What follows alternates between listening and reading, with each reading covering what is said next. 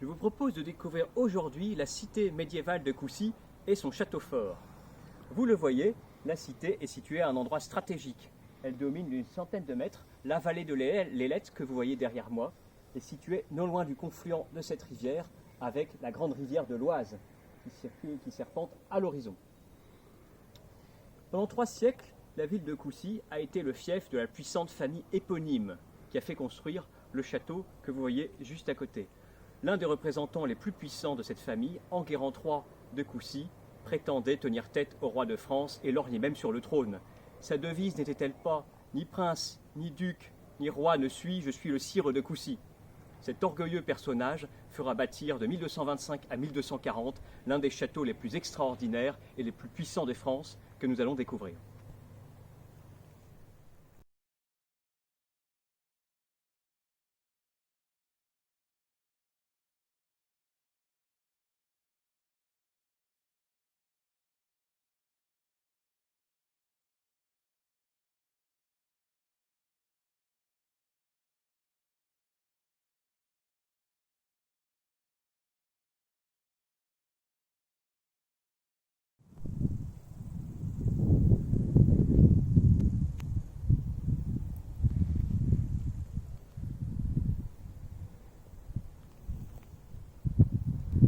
On a aujourd'hui peine à imaginer que derrière moi s'est élevé un jour le plus haut donjon du monde chrétien, le plus puissant, un donjon de 54 mètres de haut et de 34 mètres de diamètre, construit par Enguerrand III, dont je vous ai parlé. La construction de ce donjon a stupéfié les contemporains, ainsi que les architectes des siècles suivants, par ses dimensions, mais aussi par la modernité des procédés de construction qui ont été employés. La fin de la famille des Coucy, au XIVe siècle, ne signifie pas pour autant la fin du château, car celui-ci passera aux mains des rois de France, et François Ier fera de ce château une résidence de chasse. Après François Ier, au cours des guerres de religion et des guerres avec l'Espagne, le château servira de citadelle qui surveille la vallée de l'Oise, ainsi que la frontière sur les anciens Pays-Bas espagnols, actuelle Belgique. Les premiers outrages pour le château commenceront au moment de la Fronde, une révolte des princes contre le cardinal de Mazarin au cours de la minorité du roi Louis XIV. Ordre sera donné de démanteler le château à partir de 1652. Et jusqu'à la Révolution, le château sera utilisé comme carrière de pierre.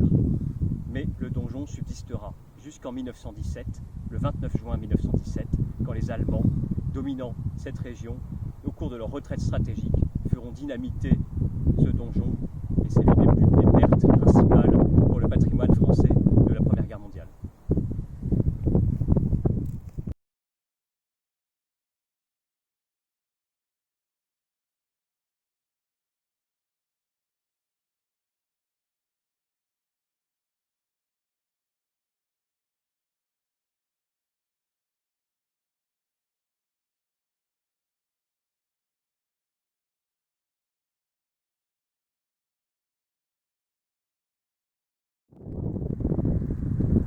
Si le château a subi les injures du temps, il ne faut pas oublier qu'il n'en demeure pas moins l'un des principaux sites touristiques du département de l'Aisne.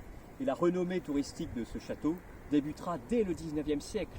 Napoléon III chargera l'architecte Viollet-le-Duc ainsi que Beuswivald de la restauration de ce château. Mais les fonds seront principalement utilisés pour la restauration du château de Pierrefonds, l'une des résidences favorites de Napoléon III.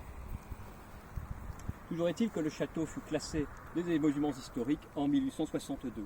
Et l'on oublie souvent que la renommée de ce château était aussi importante au XIXe siècle que le Mont-Saint-Michel.